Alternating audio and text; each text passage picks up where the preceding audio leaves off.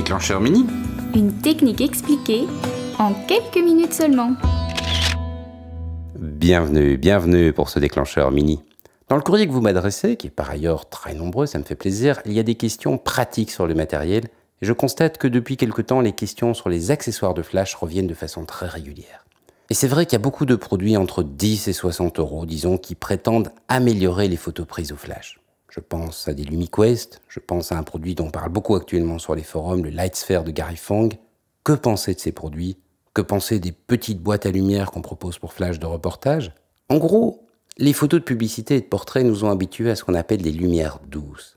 C'est-à-dire des lumières très flatteuses, parce qu'elles vont atténuer, malheureusement elles n'éliminent pas, elles se contentent d'atténuer, les rides, les poches et tous les autres défauts de la peau. Et tous ces accessoires qu'on peut monter sur un flash de reportage, eh bien ils cherchent à adoucir la lumière pour s'approcher de cette image glamour. Commençons par le commencement, la lumière dure. Prenez la photo d'un sujet devant un mur, prenez la photo au flash, utilisez simplement le flash intégré et vous verrez une ombre projetée sur le mur. L'ombre est très nette. Elle est comme découpée au couteau. Elle est brutale. Le passage de la lumière à l'ombre est brutal. C'est justement ces ombres nettes, brutales, très marquées, cette lumière dure qui va accentuer les défauts de la peau. Par défaut, le flash produit une lumière dure. Et pour avoir une lumière douce, il suffit d'agrandir la taille de la source lumineuse. Parce que le secret, c'est que plus la source lumineuse est grande par rapport au sujet, plus la lumière sera douce. Et donc, ce que ces accessoires cherchent à faire, c'est simplement à agrandir la source lumineuse. Et là, c'est très simple. Malgré tout ce que vous lirez dans les brochures, pour une lumière plus douce, il faut un accessoire le plus grand possible. Et c'est pour ça que moi, en pratique, je constate très peu de différence entre les accessoires. Que ce soit un LumiQuest, un Gary Fong, des papiers pliés, une boîte à lumière pour flash de reportage, ils sont tous soumis aux mêmes contraintes qui viennent directement des flashs de reportage et donc ils ont globalement la même taille et donc les effets ne sont pas si éloignés les uns des autres.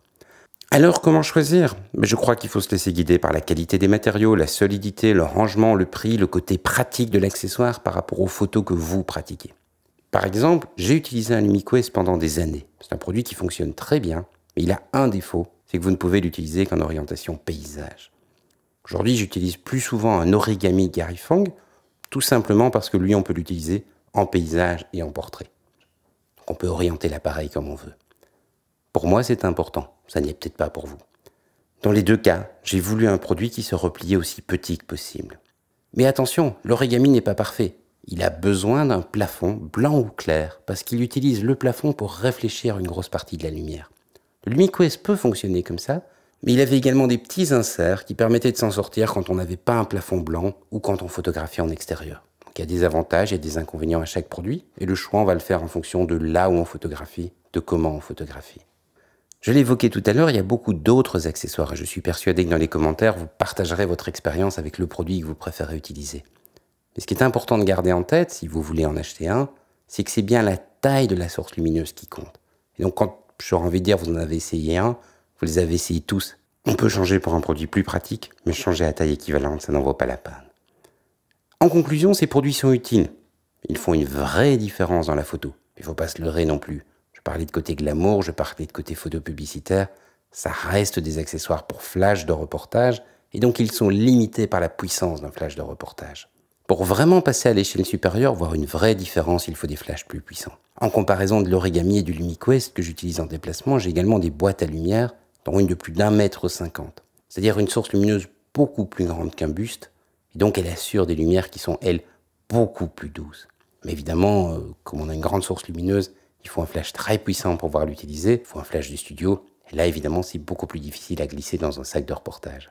Je termine par 3 conseils. Il y a également beaucoup de solutions système D à fabriquer soi-même avec du papier, des pots les plus divers, vous cherchez un petit peu sur internet. Le résultat est aussi bon qu'un produit professionnel parce que je le répète, seule la taille de la source lumineuse par rapport au sujet compte. Par contre, ces produits sont souvent plus fragiles et il faut être très soigneux pour avoir une lumière qui est répartie de façon bien homogène. Deuxième conseil, le principe lumière dure, lumière douce, il est universel, il n'est absolument pas réservé au flash.